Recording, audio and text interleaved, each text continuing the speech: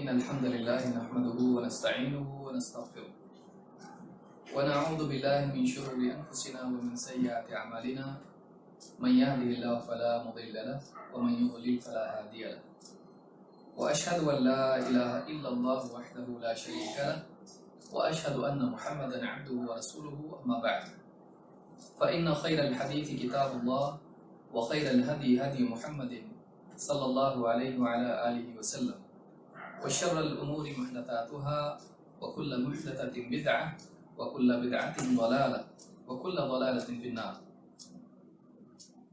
قال الله تبارك وتعالى وعلى الله فتوكلوا إن كنتم مؤمنين. میرے محترم دینی بھائیوں اور قابل احترام اور بہنوں، اللہ رب العالمین نے انسان کو محتاج پیدا کیا ہے۔ اللہ تعالیٰ نے قرآن کریم میں فرمایا یا ایھا الناس انتم الفقراء الی اللہ واللہ هو الغنی الحمید۔ اے لوگو، تم سب کے سب اللہ کے آگے محتاج ہو، فقراء ہو۔ یہ صرف اللہ ہے جو غنی ہے، کسی کا محتاج نہیں، اور تمام تعریفوں کا حقدار ہے۔ اللہ رب العالمین نے انسان کو دنیا میں بسایا تو اس کو کچھ صلاحیتیں عطا فرمائیں، اس کی ضروریات پیدا فرمائیں، ان حاجات کے حاصل کرنے کے لیے اس کو وسائل دیں، لیکن اسی کے ساتھ ساتھ دنیا میں اس کے لیے مسائل بھی رکھے۔ اللہ رب العالمین نے دنیا کو دار الاسباب بنایا اور انسان کو کوشش کرنے کی صلاحیت عطا فرمائی، لیکن ان تمام چیزوں کے باوجود انسان اپنے مقاصد کے حصول میں اور اپنے مسائل کے حل میں ہر اعتبار سے اللہ تعالیٰ کا محتاج ہے۔ ایک کافر اس بات کو نہیں جانتا، اس لیے زندگی میں جو کچھ اس کو حاصل کرنا ہوتا ہے وہ اپنے مال، اپنی صلاحیتیں، اپنا علم، اپنے دوست احباب، اپنی سیاسی طاقت اور اس طرح کی جو بھی چیزیں اس کے پاس ہوتی ہیں ان پر بھروسہ کرتا ہے۔ اسی طرح سے جب مسائل آتے ہیں تو پھر بیماری کے اعتبار سے ڈاکٹر یا کسی اور مسئلے کے اعتبار سے مددگاروں کے اوپر اس کی نگاہ ہوتی ہے کہ یہی میرا مسئلہ حل کریں گے، لیکن مومن کا معاملہ ایسا نہیں ہوتا ہے۔ اس میں کوئی شک نہیں کہ مومن اپنے مقصد کے پورا کرنے میں یا اپنے مسائل کے حل کرنے میں ان تمام اسباب اور وسائل کو اختیار کرتا ہے، ان صلاحیتوں کو استعمال کرتا ہے جو اللہ تعالیٰ نے اس کے لیے پیدا کی، اس کے لیے مہیا کی، لیکن ان تمام صلاحیتوں اور ان تمام وسائل کے بعد بھی اس کا اعتماد، اس کا بھروسہ اللہ پر ہوتا ہے۔ اسے اس بات کا یقین ہوتا ہے کہ سب کچھ کرنے کے باوجود اگر اللہ رب العالمین نہ چاہیں تو کچھ نہیں ہو سکتا، اور اگر کچھ نہ بھی ہو، میرے پاس کوئی وسائل میرے پاس نہ ہو، سب طرف سے راستے بند دکھائی دیتے ہوں، لیکن اگر اللہ تعالیٰ میرے مسائل کو حل کرنا چاہے، میرے لیے اللہ تعالیٰ کامیابی کے راستے کھولنا چاہے، تو ساری مخلوق مل کر بھی اللہ تعالیٰ کو روک نہیں سکتی ہے۔ لہٰذا ایک مومن کے لیے یہ عقیدہ دنیا میں نہ صرف مسائل کے حل کا ذریعہ بنتا ہے، بلکہ اسی کے ساتھ ساتھ وہ اس کے ایمان کی قوت کا ذریعہ بنتا ہے، اس کے اندر بہادری اور ہمت اور حوصلہ پیدا کرتا ہے۔ لہٰذا آج کے اس مختصر سے وقت میں اسی عنوان کے تحت کچھ باتیں قرآن و سنت کی روشنی میں ہم کو دیکھنا ہے، تاکہ ہم اس اعلیٰ وصف کو حاصل کر کے، اس بڑی چیز کو حاصل کر کے دنیا میں بھی اچھی زندگی گزار سکیں، اللہ تعالیٰ کی مدد کے حقدار بن سکیں، اور آخرت میں بھی اس اعلیٰ نعمت کے نتیجے میں اللہ رب العالمین کے مقرب اور انعام یافتہ بندوں میں شامل ہو سکیں۔ آئیے دیکھتے ہیں قرآن کریم میں اور احادیث میں توکل کے بارے میں کیا باتیں آئی ہیں۔ توکل کے معنی اللہ پر بھروسے کے ہوتے ہیں۔ ایک انسان اللہ پر توکل کرے کا مطلب یہ ہے کہ وہ اللہ تعالیٰ پر بھروسہ رکھے، اپنے تمام معاملات اللہ کے سپرد کرے، چاہے وہ کچھ حاصل کرنا ہو یا کسی مصیبت سے بچنا ہو، وہ اللہ پر اعتماد کرے کہ اللہ ہی میرا مسئلہ حل کرے گا، اللہ ہی وہ چیز مجھے دلائے گا جو مجھے چاہیے۔ اس کا نام توکل ہے۔ اپنی کمزوری کا اعتراف کرتے ہوئے اللہ رب العالمین کی قدرت پر اعتماد کرنا یہ توکل کی اصل ہے۔ تو آج کے اس درس میں ہم اسی بات کو سمجھنے کی کوشش کریں گے۔ قرآن کریم میں اللہ تعالیٰ نے اہل ایمان سے خطاب کرتے ہوئے فرمایا، اور کئی آیتیں اس سلسلے میں ہیں۔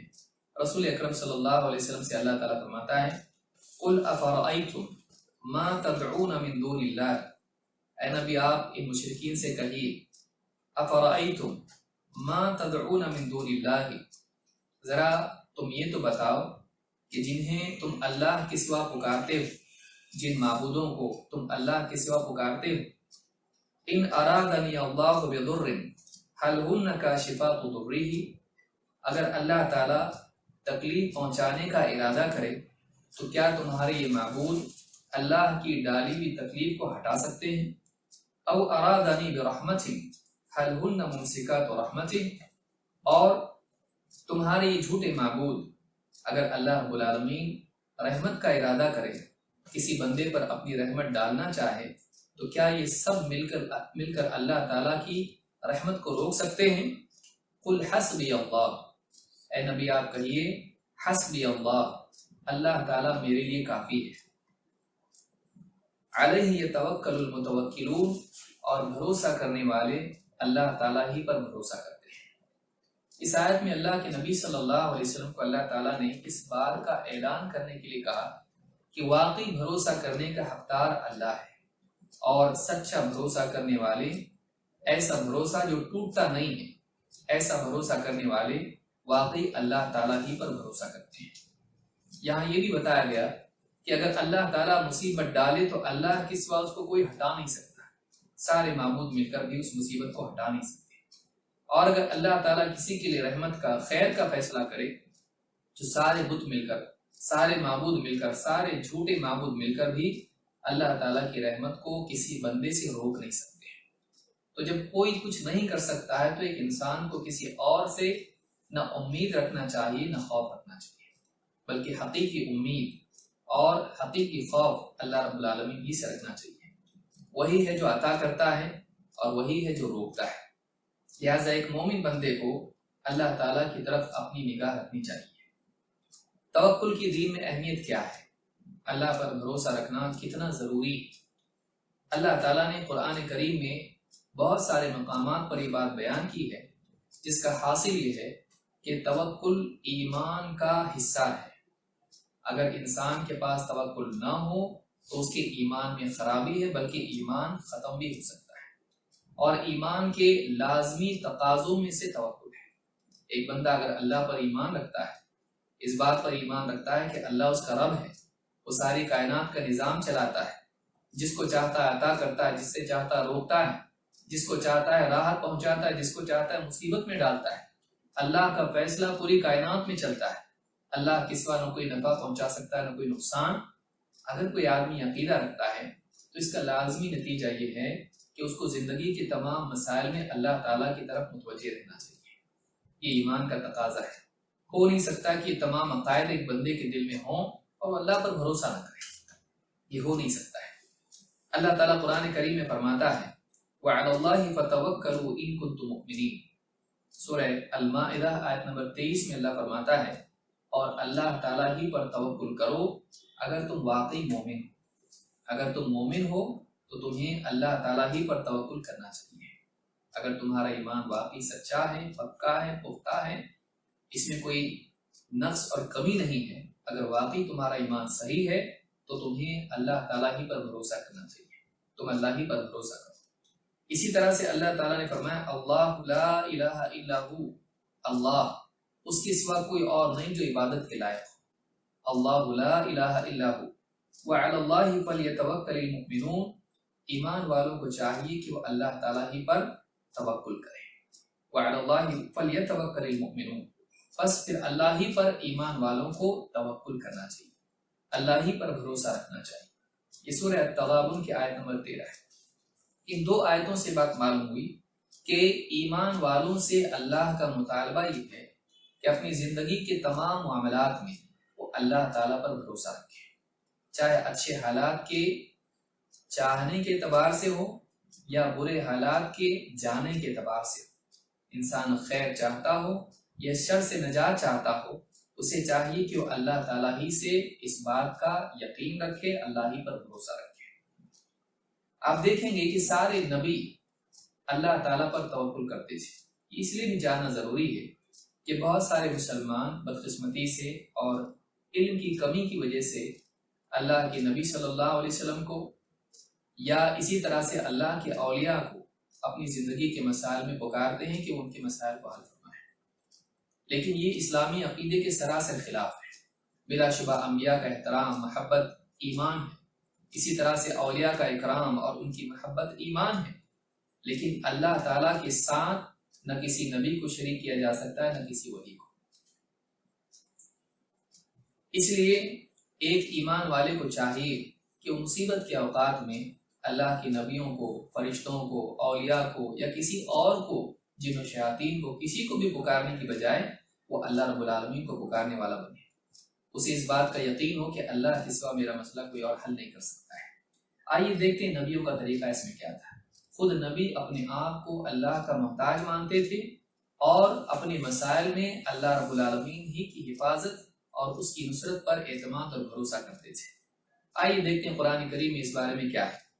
اللہ تعالیٰ نے نبیوں کے حالات بیان کرتے ہوئے فرمایا، أَلَمْ يَأْتِكُمْ نَبَأُ الَّذِينَ مِنْ قَبْلِكُمْ، کیا تمہارے پاس پچھلے قوموں کے واقعات نہیں آئے، ان کی خبر نہیں آئی؟ قوم نوح وعاد وثمود، قوم نوح کا واقعہ، قوم عاد کا واقعہ، قوم ثمود کا واقعہ، کیا تمہارے پاس ان کے حالات نہیں پہنچے؟ والذین من بعدہم، اور وہ لوگ بھی جو ان کے بعد گزرے ہیں، لا یعلمہم الا اللہ، ان کا حال اللہ کے سوا اور کوئی نہیں جانتا۔ جاءتہم رسولہم بالبینات فردوا ایدیہم فی افواہہم، ان کے پاس اللہ کی طرف سے بھیجے ہوئے رسول آئے تو انہوں نے اپنے ہاتھ اپنے منہ پہ مارے اور کہا، وقالوا انا کفرنا بما ارسلتم به، تمہیں جو کچھ پیغام دے کر بھیجا گیا ہے ہم صاف اس کا انکار کرتے ہیں، ہم نہیں مانتے اس کو۔ وَإِنَّا لَفِي شَكٍّ مِّمَّا تَدْعُونَنَا إِلَيْهِ مُرِيبٍ، اور جس پیغام کو لے کر تم آئے ہو ہمارے دلوں میں اس کے بارے میں شک ہے اور ہم اس کے بارے میں عدم اطمینان کا شکار ہیں، ہمیں اطمینان نہیں تمہاری بات پر۔ تم اللہ کی طرف سے رسول ہو، یہ پیغام اللہ کا ہے، تم اللہ کی طرف سے بھیجے گئے ہو، ہمارے دل میں اس پر شک ہے اور ہمارے دل میں اطمینان نہیں ہے۔ قالت رسلهم افی اللہ شک فاطر السماوات والارض، رسولوں نے اس کے جواب میں کہا، کیا تمہیں اللہ کے بارے میں شک ہے؟ وہ اللہ جس نے آسمان اور زمین کو عدم سے وجود دیا، وہ نہیں تھے آسمان نہ زمین تھی، لیکن اللہ تعالیٰ نے اس کو عدم سے وجود میں لایا۔ یدعوکم لیغفر لکم من ذنوبکم، اللہ تعالیٰ تمہیں پکار رہا ہے، اللہ تمہیں دعوت دیتا ہے، اس لیے دعوت دے رہا ہے تاکہ تمہاری مغفرت کرے تمہارے گناہوں کی۔ لیغفر لکم من ذنوبکم، اللہ تمہیں حق کی طرف، دین کی طرف، توحید کی طرف اس لیے بلا رہا ہے کہ تمہارے گناہوں کی مغفرت فرمائے۔ وَيُؤَخِّرَكُمْ إِلَىٰ أَجَلٍ مُّسَمًّى، اور تاکہ دنیا میں زندگی گزارنے کے لیے ایک مدت تک تمہیں مہلت دے دے تاکہ تم عمل کرو۔ قَالُوا إِنْ أَنْتُمْ إِلَّا بَشَرٌ مِثْلُنَا، لیکن قوم نے اس کے جواب میں کیا کہا؟ کہ نہیں، تم بس ہماری طرح کے انسان۔ قَالُوا إِنْ أَنْتُمْ إِلَّا بَشَرٌ مِثْلُنَا تُرِيدُونَ أَن تَصُدُّونَ عَمَّا كَانَ يَعْبُدُ آبَاؤُنَا، تم تو بس یہ چاہتے ہو کہ ہمارے باپ دادا جن کی عبادت کرتے تھے ہمیں ان سے بھٹکا دیں، تم یہ چاہتے ہو کہ تم ہمیں اپنے باپ دادا کے بتوں سے دور کر دو، ان کے معبودوں سے دور کر دو۔ فَأْتُونَا بِسُلْطَانٍ مُبِينٍ، کوئی نشانی لے آؤ تاکہ ہم ایمان لے آئیں، ہمارے پاس ایک کھلی دلیل لے کر آؤ، نشانی لے کر آؤ۔ قالت لهم رسلهم ان نحن الا بشر مثلكم، رسولوں نے کہا کہ دیکھو اگرچہ ہم تمہاری طرح کے انسان ہیں، ولكن اللہ یمن علی من یشاء من عباده، لیکن اللہ تعالیٰ اپنے بندوں میں سے جس کو چاہتا ہے اس پر اپنی طرف سے احسان فرماتا ہے۔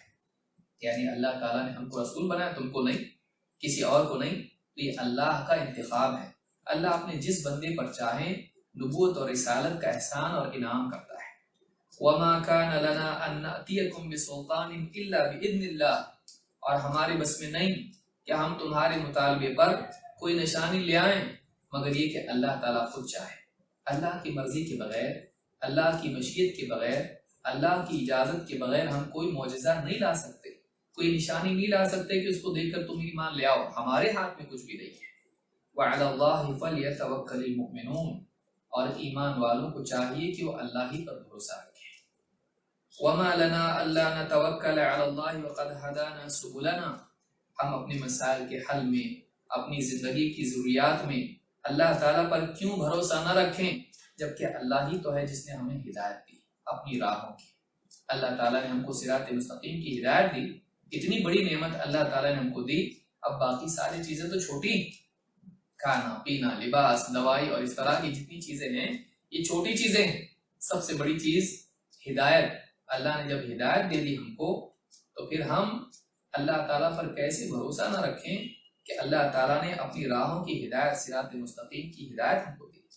وَلَنَصْبِرَنَّ عَلَى مَا آذَيْتُمُونَا، اور جو تکلیف تم ہم کو پہنچاؤ گے اس دین کی دعوت پر، تو ہم اس پر صبر کریں گے۔ وَعَلَى اللَّهِ فَلْيَتَوَكَّلِ الْمُتَوَكِّلُونَ، اور توکل کرنے والوں کو، بھروسہ رکھنے والوں کو اللہ ہی پر بھروسہ رکھنا چاہیے۔ وَقَالَ الَّذِينَ كَفَرُوا لِرُسُلِهِمْ، کفر کرنے والوں نے پھر اپنے رسولوں سے کہا، لَنُخْرِجَنَّكُمْ مِنْ أَرْضِنَا أَوْ لَتَعُودُنَّ فِي مِلَّتِنَا۔ حالات کے اعتبار سے غور کریں آیات پر، ہر زمانے میں ایسا ہوتا آیا ہے کہ اہل باطل کی جب کسی علاقے میں، کسی ملک میں، کسی وطن میں جب کثرت ہوتی ہے تو وہ اہل حق کو مجبور کرتے ہیں، یا تو ہم سے ہمارے جیسے ہو جاؤ یا تمہیں ہم اپنی زمین سے نکال پھینکیں گے۔ ہمیشہ ایسا ہوتا آیا ہے، یا تو تم ہم جیسے بن جاؤ، ہمارے ساتھ تم مل جاؤ، یا پھر تمہیں ہم اپنی زمین سے نکال باہر کر دیں۔ وقال الذین کفروا لرسلہم، کفر کرنے والوں نے رسولوں سے کہا، لنخرجنکم من ارضنا، ہم تمہیں اپنی زمین سے نکال باہر کریں گے، او لتعودن فی ملتنا، یا پھر تم ہماری ملت میں لوٹ آؤ، جس دین پر پہلے باپ دادا ہمارے چلتے آئے ہیں، جس پر تم بھی پہلے تھے۔ یعنی انہوں نے کہا، رسول تو نہیں تھے لیکن یہ سمجھتے تھے، تو تم واپس سے اس دین میں لوٹ آؤ جس دین میں ہمارا پورا سماج پڑا ہوا تھا، ورنہ ہم تمہیں اپنی زمین سے نکال باہر کریں گے۔ رسول کبھی شرک نہیں کرتے تھے، لیکن چونکہ وہ قوم کا حصہ تھے، لہذا قوم نے کہا کہ قوم کے دین میں واپس لوٹ آؤ، نہیں تو زمین سے باہر کر دیں گے۔ فَأَوْحَى إِلَيْهِمْ رَبُّهُمْ لَنُهْلِكَنَّ الظَّالِمِينَ، اللہ تعالیٰ نے اپنے رسولوں کی طرف پیغام بھیجا، اب ہم یقیناً ظالموں کو ہلاک کرنے والے ہیں، اب ہماری طرف سے طے ہو چکا ہے کہ ظالموں کو ہم تباہ کر کے رکھ دیں گے۔ وَلَنُسْكِنَنَّكُمُ الْأَرْضَ مِنْ بَعْدِهِمْ، اور تمہیں ان کے بعد ہم زمین میں بسائیں گے۔ ذَلِكَ لِمَنْ خَافَ مَقَامِي وَخَافَ وَعِيدِ، اور یہ پیغام اس کے لیے ہے، یہ عبرت اس کے لیے ہے جو ہمارے سامنے کھڑے ہونے سے قیامت کے دن ڈرتا رہا اور قیامت کے دن کی وعید سے ڈرتا رہا۔ یہ سورہ ابراہیم میں آیت نمبر 9 سے لے کے 14 تک ہے۔ اللہ تعالیٰ نے ان قوموں کو تباہ کر دیا جنہوں نے رسول کی بات نہیں مانی۔ قوم کہہ رہی تھی کہ تم یا تو ہمارے دین کو مان لو یا ہم تم کو زمین سے نکال دیں گے۔ اللہ تعالیٰ نے ان کو زمین سے نہیں، دنیا سے نکال دیا۔ رسولوں نے بھروسہ کس پر کیا؟ کسی فوج پر، کسی طاقت پر، اپنی صلاحیت پر نہیں۔ قوم کی دشمنی کے باوجود انہوں نے اللہ کے دین کی دعوت دی اور بھروسہ اللہ پر رکھا۔ بعض اوقات سیاسی حالات بگڑتے ہیں، لوگوں کو ڈر ہوتا ہے، اہل ایمان ڈرتے ہیں، معلوم نہیں کل حالات کیا کروٹ لیں۔ حکومتیں ایک کے بعد ایک بدلتی رہتی ہیں، کبھی اچھی حکومت آتی ہے، کبھی ظالم حکومت آتی ہے، کبھی حالات برے سے برے ہوتے چلے جاتے ہیں۔ دل میں ڈر ہوتا ہے کہ معلوم نہیں کل کیا ہو، مستقبل کے صفحات میں کیا ہوگا نہیں معلوم۔ لیکن ایسے حالات میں مسلمان کو ہمت نہیں کھونا چاہیے۔ اچھے برے حالات زندگی میں آتے رہتے ہیں، اہل ایمان کا اپنی ذمہ داری پر اس کی نگاہ ہوتی ہے، اہل ایمان کی، کہ ہم کو کام کیا کرنا ہے، لوگوں تک اللہ کے پیغام کو پہنچانا ہے، اور دوسرے یہ کہ پھر اس کے نتیجے میں مصیبتیں آئیں گی تو ان مصیبتوں میں اللہ تعالی ہماری مدد کرے گا، حفاظت کرے گا، اور اللہ کی بجائے ہمیں کسی اور کی ضرورت نہیں۔ اگر اللہ تعالی حفاظت کرنے پر آئیں اس کے بعد کسی اور کی حفاظت کی ضرورت نہیں، اللہ اگر مدد کرنے پر آئیں اس کے بعد کسی اور کی مدد کے ہم محتاج نہیں۔ یہ رسولوں کا طریقہ ہمیشہ سے رہا ہے، اور رسولوں کی مخالفت کرنے والے اللہ رب العالمین نے انہیں زمین سے پاک کر دیا، زمین سے صاف کر دیا۔ رسولوں کے پاس کچھ نہیں تھا، ان کے پاس اللہ تھا، اور ان کے بالمقابل دوسروں کے پاس سب کچھ تھا لیکن ان کے پاس اللہ نہیں تھا۔ لہٰذا اللہ رب العالمین کی حفاظت سے بڑھ کے کسی کی حفاظت نہیں ہو سکتی ہے۔ آپ خود رسول اکرم صلی اللہ علیہ وسلم کا واقعہ دیکھیں۔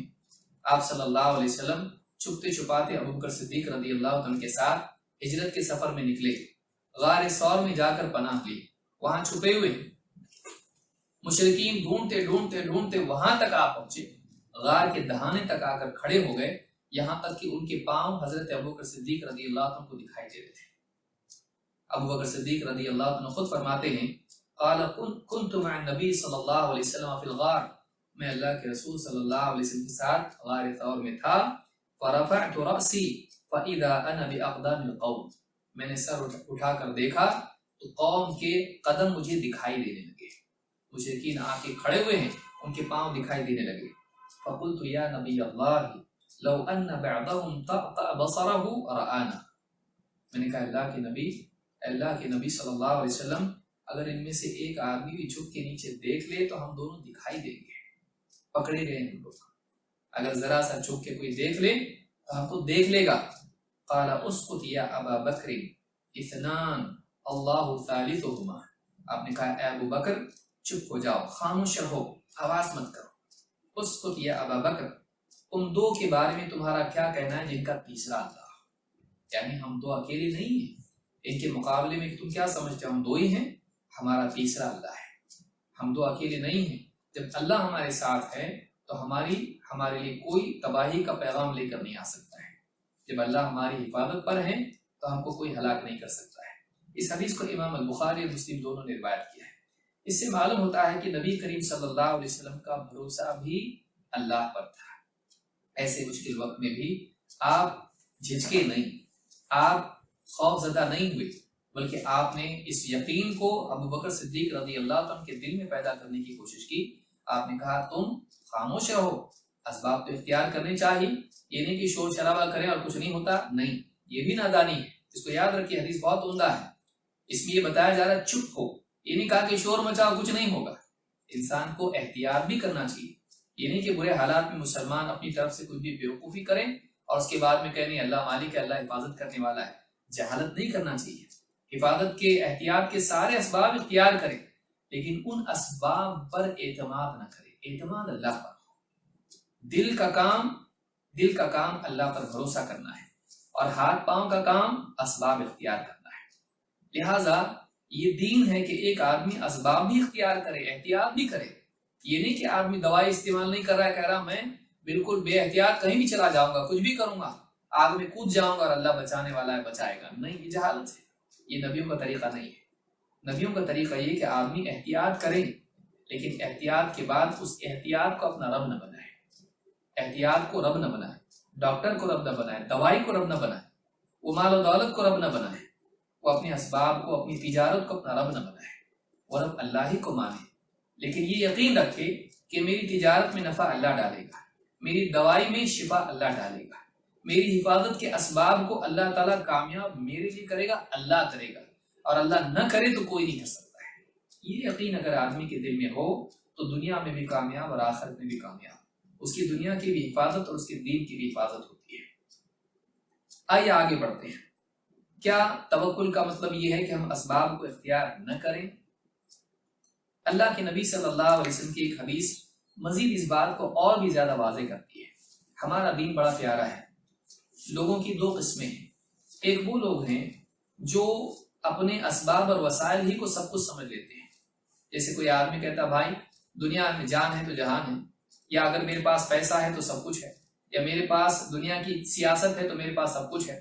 بعض لوگ یہاں تک کہ کفر میں چلے جاتے ہیں، جیسے مثلا کوئی آدمی کہنے لگے کہ اگر ہم نہیں کریں گے، تجارت نہیں کریں گے تو کیا اللہ پھر بھی ہم کو پال سکتا ہے؟ اللہ پھر بھی پال سکتا ہے۔ آدمی بعض اوقات کفریہ کلمات کہتا ہے، لیکن دوسری طرف دوسرے لوگ ہیں، وہ یہ سمجھتے ہیں کہ ہم کچھ بھی نہ کریں اللہ تعالیٰ ہم کو اس کے ذریعے دے گا۔ یہ یقین جھوٹا یقین ہے۔ اللہ دے سکتا ہے، لیکن دے گا اللہ پر اپنی طرف سے فیصلہ ہے۔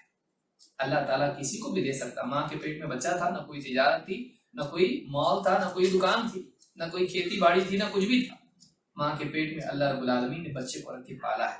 اللہ قادر ہے، یہ اللہ تعالیٰ کی قدرت ہے، لیکن اللہ کی سنت کیا ہے؟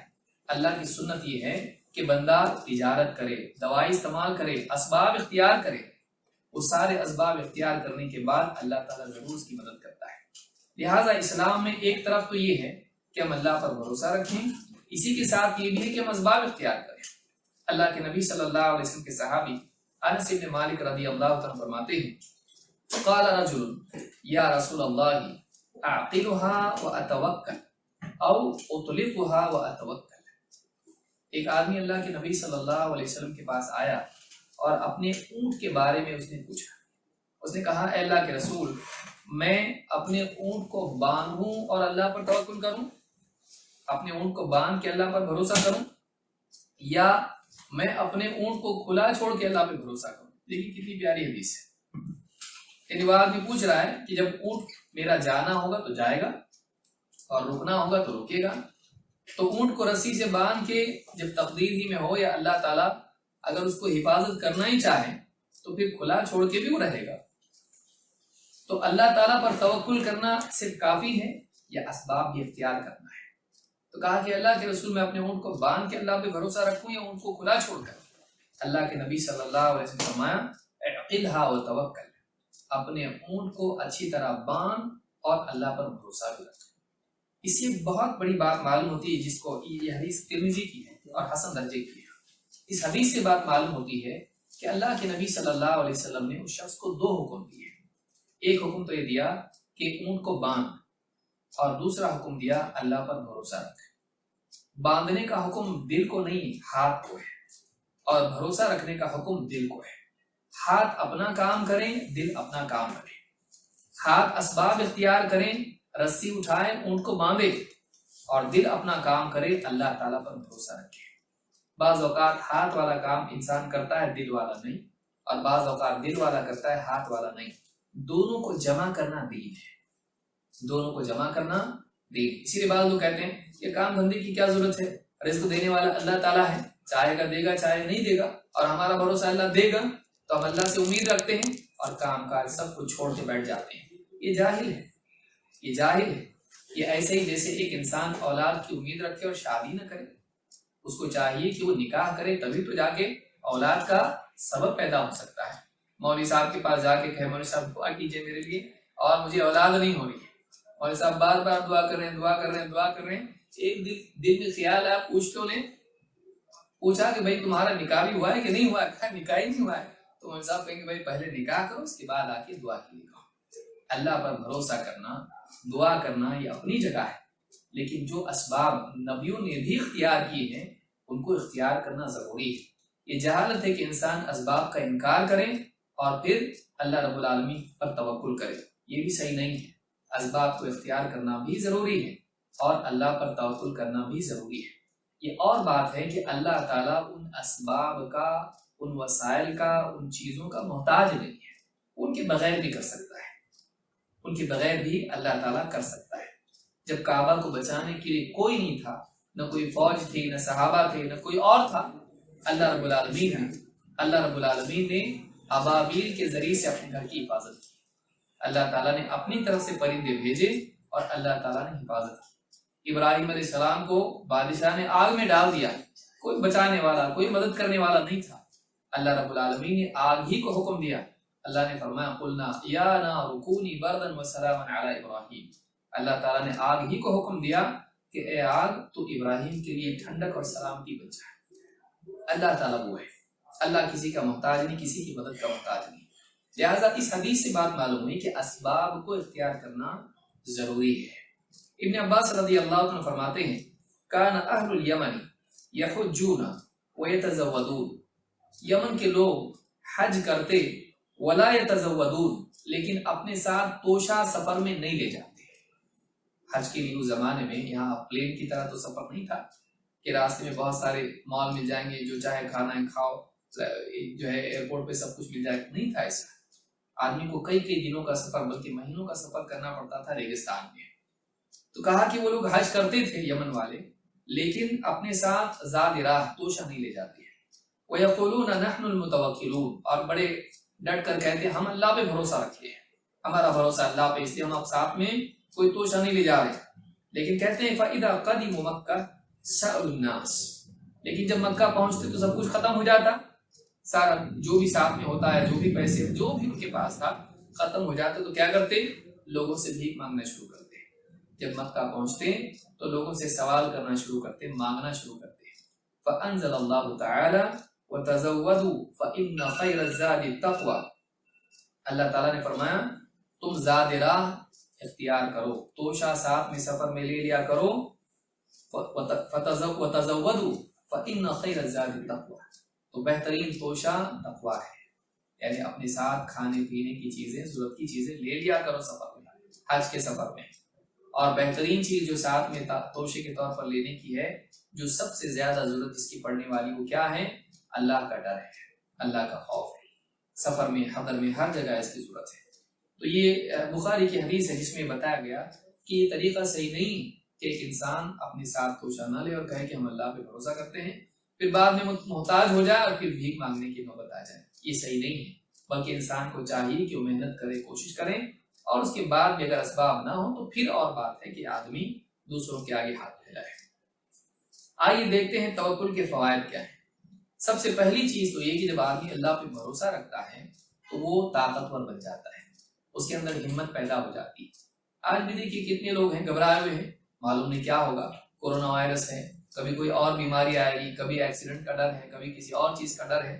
آدمی چیزوں سے ڈرتا رہتا ہے. کوئی سیاسی حالات بگڑ رہے ہیں، معلوم نہیں ہمارا کیا ہوگا. اتنا گھبرا جاتا ہے آدمی کہ اس کی زندگی خراب ہو جاتی ہے.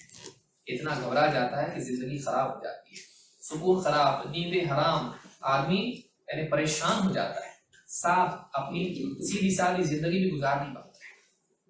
اللہ پر بھروسہ رکھنے والا، اس کے دل میں یقین ہوتا ہے کہ اللہ تعالیٰ مدد کرنے والا ہے، حفاظت کرنے والا ہے. برے سے برے حالات آ جائیں اللہ تعالیٰ مدد کرے گا، چاہے بیماری ہو، چاہے فقر و فاقے کا معاملہ ہو، چاہے سیاسی حالات کا بگاڑ ہو، کوئی بھی معاملہ ہو، انسان کو اللہ پہ جب بھروسہ رہتا ہے تو اس کے اندر شجاعت پیدا ہوتی ہے. اللہ تعالیٰ قرآن کریم میں فرماتا ہے إِن يَنْصُرْكُمُ اللَّهُ فَلَا غَالِبَ لَكُمْ إِن يَنْصُرْكُمُ اللَّهُ فَلَا غَالِبَ لَكُمْ. اگر اللہ تعالیٰ ہی تمہاری مدد پر ہو تو تم پر کوئی غالب نہیں آ سکتا ہے. اگر اللہ تعالیٰ تمہاری مدد کرنے والا ہو تو کوئی غالب نہیں آ سکتا ہے. وَإِن يَخْذُلْكُمْ فَمَنْ ذَا الَّذِي يَنْصُرُكُمْ مِنْ بَعْدِهِ. اور اگر اللہ تعالیٰ ہی تمہیں چھوڑ دے، تمہاری مدد پر نہ ہو، تو پھر اللہ کی بات اور ہے کون جو تمہاری مدد کرے. وَعَلَى اللَّهِ فَلْيَتَوَكَّلِ الْمُؤْمِنُونَ.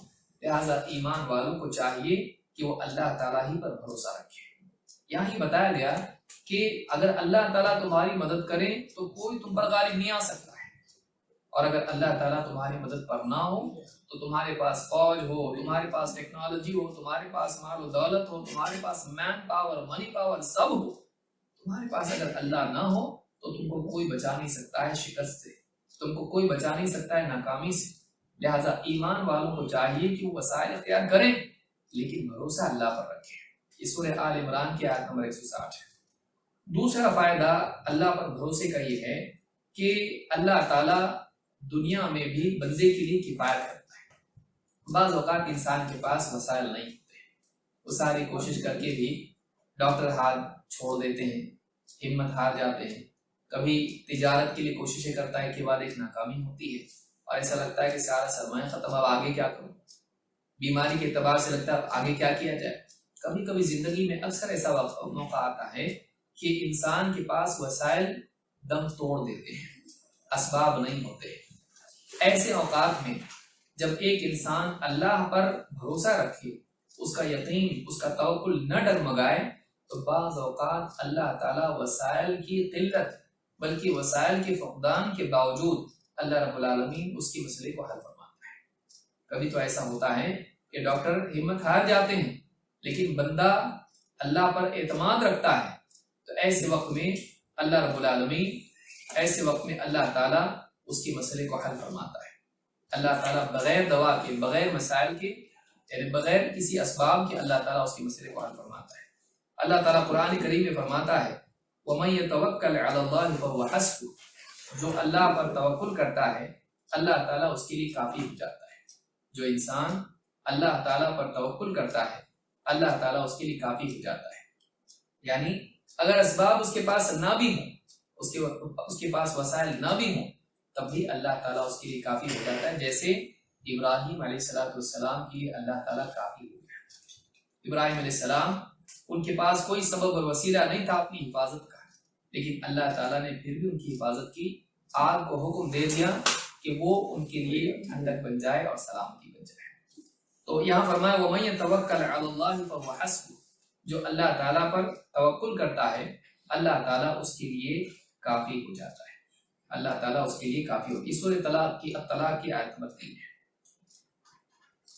ابن قیم رحمۃ اللہ علیہ فرماتے ہیں فَلَوْ تَوَكَّلَ الْعَبْدُ عَلَى اللَّهِ فَلَوْ تَوَكَّلَ الْعَبْدُ عَلَى اللَّهِ تَعَالَى حَقَّ تَوَكُّلِهِ، ایک بندہ اگر اللہ تعالیٰ پر ویسا توکل کرے جیسا کہ اللہ پر بھروسہ کرنے کا حق ہے، جیسا اللہ پہ بھروسہ کرنا چاہیے، وَكَادَتُ السَّمَاوَاتُ وَالْأَرْضُ وَمَنْ فِيهِنَّ، اور ساتوں آسمان اور زمین اور ان میں جو مخلوقات ہیں سب کے سب مل کر اس بندے کے خلاف چال بازیاں کریں، اس کے خلاف چال بازی کریں، لَجَعَلَ لَهُ مَخْرَجًا مِنْ ذَلِكَ وَكَفَاهُ وَنَصَرَهُ، اللہ تعالیٰ اکیلا اس کے لیے اس مصیبت میں سے نکلنے کا راستہ پیدا کرے گا اور اس کے لیے کافی ہو جائے گا اور اس کی نصرت کرے گا، اس کی مدد کرے گا۔ تو یہ بدائع الفوائد میں ابن قیم نے بات کی، یعنی ساری مخلوق مل کر اگر ہلاک کرنا چاہیں اور اللہ اگر بچانا چاہیں تو اللہ رب العالمین بچا کر رہے گا اور سب ناکام ہو جائیں گے اور اللہ کے مقابلے میں کوئی کامیاب ہو نہیں سکتا ہے۔ تو یہ بات یاد رکھنی چاہیے کہ اللہ تعالیٰ وسائل کا بدل ہے لیکن اللہ کا وسائل بدل نہیں ہے۔ اگر اللہ کے سوا کوئی نہیں بندے کا، اگر وہ اللہ ہی پر بھروسہ رکھے اور کچھ بھی اس کے پاس نہیں ہے تب بھی اللہ اس کے لیے کافی ہو سکتا ہے، لیکن سب کچھ ہے لیکن اللہ اس کے ساتھ اگر نہیں ہے تو سب کچھ ہو کر بھی بندہ ناکام ہوگا۔ تیسرا فائدہ توکل کا یہ ہے کہ آخرت کی نعمتیں توکل کی بنیاد پر ملتی ہیں۔ اللہ رب العالمین نے آخرت کی نعمتیں، آخرت کی کامیابی ان لوگوں کے لیے مقدر کی ہے جو اللہ رب العالمین ہی پر بھروسہ رکھتے ہیں۔ اللہ تعالیٰ قرآن کریم میں فرماتا ہے فَمَا أُوتِيتُم مِّن شَيْءٍ فَمَتَاعُ الْحَيَاةِ الدُّنْيَا، تمہیں جو کچھ بھی دیا گیا ہے وہ تو بس دنیا کی مال و متاع ہے، دنیا کی پونجی، دنیا کی چیزیں ہیں۔ وَمَا عِندَ اللَّهِ خَيْرٌ وَأَبْقَىٰ، لیکن اللہ کے پاس جو کچھ ہے وہ زیادہ بہتر ہے، زیادہ باقی رہنے والا ہے۔ لیکن یہ کس کے لیے ہے؟ لِلَّذِينَ آمَنُوا وَعَلَىٰ رَبِّهِمْ يَتَوَكَّلُونَ، یہ ان لوگوں کے لیے ہے جو اللہ پر ایمان لائیں اور اللہ ہی پر توکل کریں۔ یعنی یہاں پر آپ دیکھیں اللہ نے کہا دنیا کی جو نعمتیں ہیں، مال، دولت، گھر بار، کھیتی باڑی اور بینک بیلنس اور یہ سب کچھ ہے، یہ دنیا کی پونجی ہے۔ دنیا ابھی فنا ہونے والی، یہ بھی فنا ہونے والا ہے، دنیا بھی چھوٹنے والی، یہ بھی چھوٹنے والا ہے، آخرت باقی رہنے والی ہے۔ تو کہا کہ وما عند اللہ، اللہ کے پاس جو نعمتیں ہیں، اللہ کے پاس جو کچھ ہے، وما عند اللہ خیر وابقا، اللہ کے پاس جو کچھ ہے یہ زیادہ بہتر ہے، زیادہ باقی رہنے والا ہے۔ آخرت کی نعمتوں کی دو بڑی خوبیاں ہیں، ایک یہ کہ وہ زیادہ بہتر ہے دنیا کے مقابلے میں، اور دو وہ زیادہ باقی رہنے والی ہے دنیا کے مقابلے میں، بلکہ کیا وہ ہمیشہ باقی رہنے والی ہے اور یہ فنا ہونے والی ہے۔ لیکن یہ کس کے لیے ہے؟ یہ ان کے لیے ہے لِلَّذِينَ آمَنُوا وَعَلَىٰ رَبِّهِمْ يَتَوَكَّلُونَ، یہ آخرت کی نعمتیں ان کے لیے ہیں جو اللہ پر ایمان رکھیں اور اللہ ہی پر توکل کریں، اللہ ہی پر بھروسہ رکھیں۔ یہ سورہ الشورى کی آیت نمبر 36 ہے۔ اور آخری بات میں ذکر کروں گا، چوتھی چیز کہ توکل ایسی بڑی نعمت ہے کہ یہ ذریعہ ہے، سبب ہے جنت میں بغیر حساب کے داخل ہونے کا۔ آئیے ایک حدیث دیکھتے ہیں جو امام البخاری اور مسلم دونوں نے روایت کی ہے۔ عمران بن حسین رضی اللہ تعالیٰ کہتے ہیں ان رسول اللہ صلی اللہ علیہ وسلم قال يدخل الجنة من امتی 70,000 يدخلون الجنة من امتی 70,000 بغیر حساب، میری امت میں 70,000 لوگ بغیر حساب کے جنت میں داخل ہوں گے۔ میری امت میں سے 70,000 لوگ بغیر حساب کے جنت میں داخل ہوں گے۔ قالوا من هم یا رسول اللہ، صحابہ نے پوچھا اللہ کے رسول وہ کون لوگ ہوں گے، وہ کون لوگ ہوں گے جو بغیر حساب کی جنت میں جائیں گے؟ قال هم الذين لا يسترقون ولا يتطيرون ولا يكتبون وعلى ربهم يتوکلون. آپ نے فرمایا یہ وہ لوگ ہیں جو منتر نہیں کرواتے، لا يسترقون ولا يتطيرون، اور جو بدشگونی نہیں کرتے ہیں، شگن برا نہیں لیتے ہیں. جیسے کسی کا بلی راستہ کراس کر جائے وہ کہے کچھ برا کام ہونے والا ہے، کوئی چھین دے جاتے وقت یا اس کا دودھ گر جائے تو کہے کوئی اپشگن ہونے والا ہے، کوئی حادثہ ہونے والا ہے. یہ ساری خرافات ہیں، اسلامی یہ نہیں. ولا یتطیرون، وہ بدشگونی نہیں لیتے ہیں. ولا یکتوون، اور جسم پر داغ دے کر بھی علاج نہیں کرتے ہیں، اکتوا اس کو کہتے ہیں. تو یہ تین چیزیں نہیں کرتے ہیں تو کیا کرتے ہیں؟ وعلی ربہم یتوکلون، وہ اپنے رب پر بھروسہ رکھتے ہیں.